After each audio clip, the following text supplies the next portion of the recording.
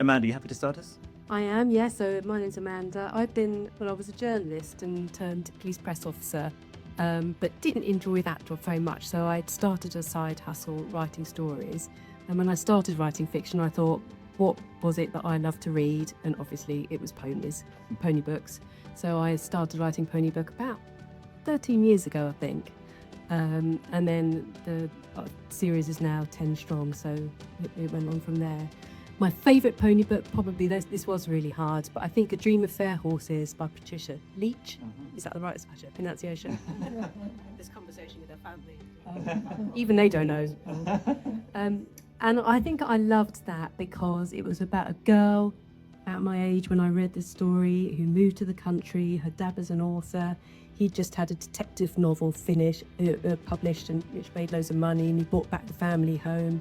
And she saw this beautiful grey pony on the other side of a lake, wanted to go and find out who the pony was and who it belonged to, had this big dream of competing at Wembley, and it happened. But it doesn't have a particularly happy ending, and I think I quite like that too. It was just wish fulfillment right there. So that's my favourite. Perfect, thank you. I'm Jane Badger. I used to be a proofreader and editor working freelance. Before that, I'd been a bookseller of horse and pony books, and I'd started a website to support that. As many things in my life, I was nagged into it by a friend. He said, "You need to do this. You need to support what you do. You need to write about the authors you know about." So I started. And it just completely snowballed from there. And then I got asked, after there are a good 600 authors on there, to write Heroines on Horseback, which was published by Girls Gone By. I now publish it myself, which is quite handy. And the book publishing is another thing I sort of fell into because Patricia Litch's family got in touch with me after she died, saying, how do we get her books republished? And I thought, oh, get in touch with this person, this person, this person. None of it worked. And then I thought, it's a very long story, so I will not bore you. But in the end, I thought, why don't I do it? So I did. And anyway, over 100 books later, here we are. My favourite pony book, it's a question I always hate being asked. I think it's probably Jill's Gymkhana, because which is by Ruby Ferguson. It's one that I read quite early on. I was mad keen on ponies. Finally got riding lessons. It was absolutely brilliant. One thing I learned first foremost is that not everybody else is as mad on horses as we are. So I know Gracie is shut up. And one way I sort of got my fix at the end to think about pony books. And Jill's Gymkhana was the first of those. Plus, Jill didn't have a father. I didn't either. It was really rare in the 70s. My father died, sadly, from cancer when I was quite young.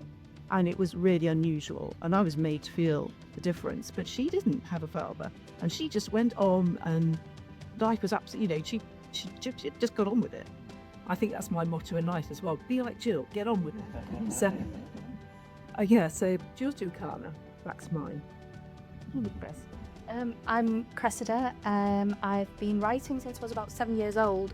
Jill was one of the first books I also read. I've had various proper jobs over the years, but now I do write full time, and I write the Redwings Bay boarding school stories. I'm just thinking, it's such a difficult question, favourite pony book, because we read so many different ones. But in the end, I went for Phantom Horse by Christine Pullen Thompson. And the reason I think for me, and this is something which is reflected in my books, I think I enjoy the girl is attracted to the unrideable pony trope. It's a very common, it's in Ginny books, it's in so many books. And I think as well, Jean, the main character in Phantom Horse, which is, I don't know if anybody is familiar with the book, Jean's family is uprooted to West Virginia in the 1950s, I think.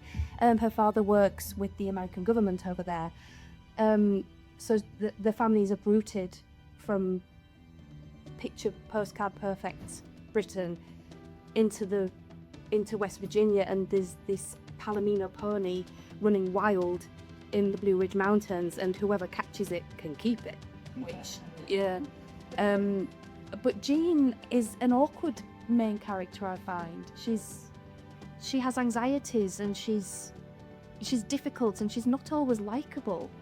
And I find that relatable in her, that she's not a perfect character. She's not. And I just found her quite real. So in the end, I've gone for Phantom Horse, and of course by Christine Pullen Thompson. The Pullen Thompson sisters were legends in the world of the pony book. Who didn't read the Pullen Top? I've still got so many on my bookshelves. So Phantom Hawks.